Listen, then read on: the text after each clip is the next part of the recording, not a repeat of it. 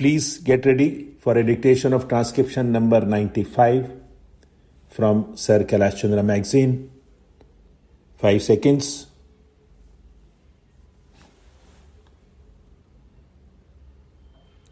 Start. Sir, the Honorable Minister has said that because this bill is of a complicated nature, he has come forward with this measure to extend the blanket cover that is to be given by another 1 year. Sir, in my opinion, the bill as such is not complicated, but the government have made it more complicated by getting into certain things which, in my opinion, are certainly extraneous for the purpose of this bill.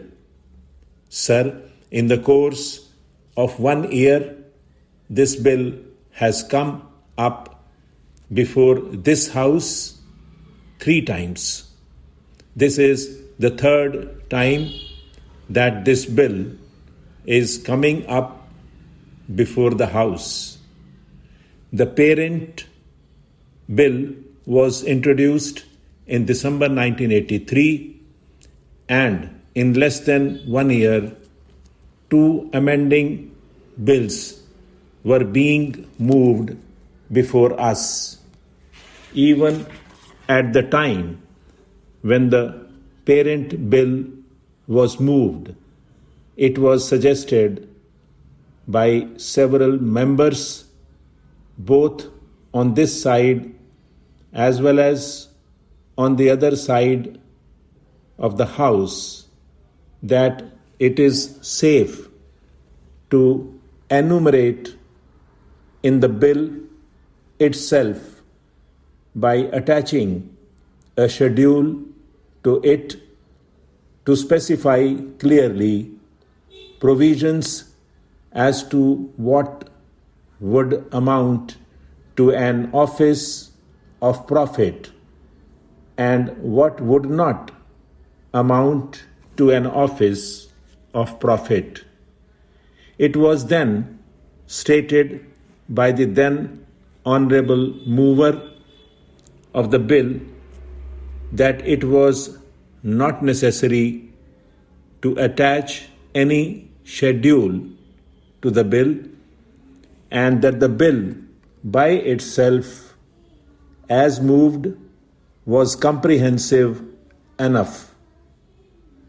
Then, sir, certain difficulties were felt, and various members of this House as well as of the other House had addressed the Honorable Law Minister, then asking him whether their remaining in a particular committee would amount to an office of profit or not.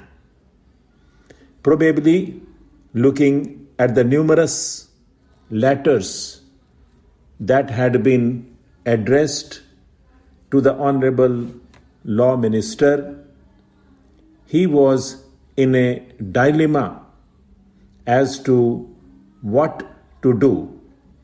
He had come forward with an amending bill to extend the life till the end of December 1984.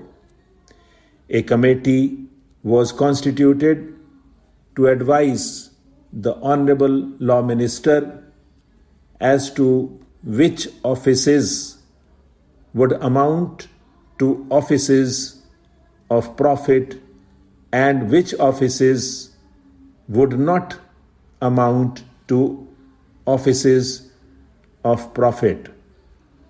Sir, I am told by 1 or 2 members who had served in that advisory committee that only once, only during this session, they were summoned to meet, I would ask the Honorable Minister, Sir, this question, when it was such an important measure, what was the ministry doing from April 1984 till December 1984, accepting to come forward before the House with another amending bill of this nature?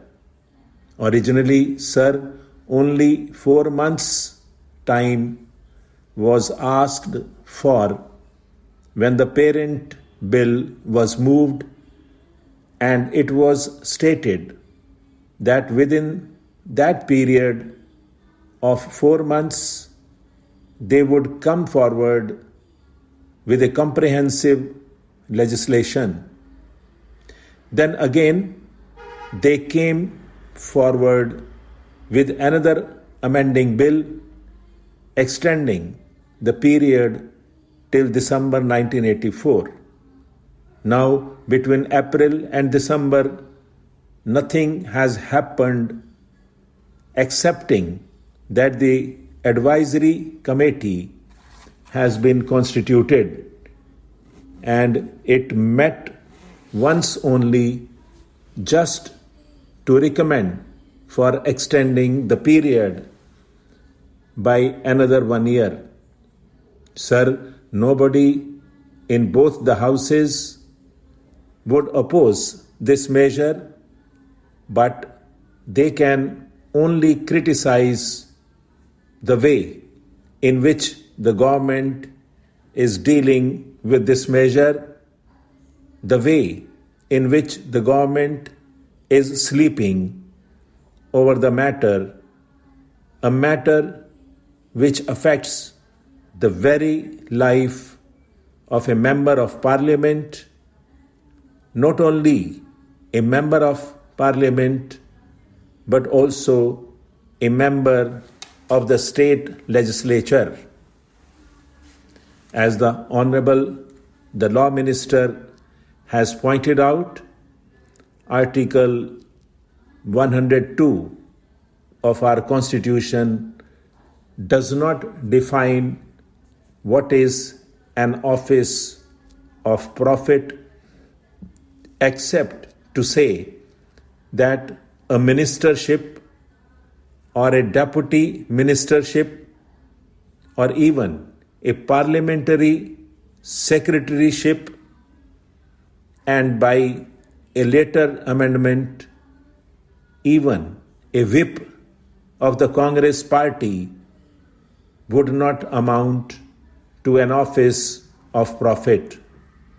Only a few instances are specified as to which offices would not amount to an office of profit.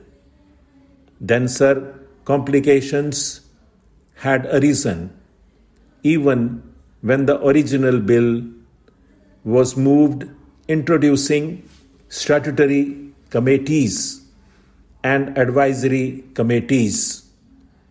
What a statutory committee was, or what an advisory committee was not at all defined in the parent bill. So doubts had arisen in the minds of various members as to what would amount to a statutory committee or what would amount to an advisory committee, or even whether a vice chancellorship of a university to which are attached certain privileges like the appointment of so many persons and all that was defined as not an office of profit, and the Honorable the Law Minister was not able to say what office would amount to an office of profit, what would amount to a statutory committee or what would amount to an advisory committee?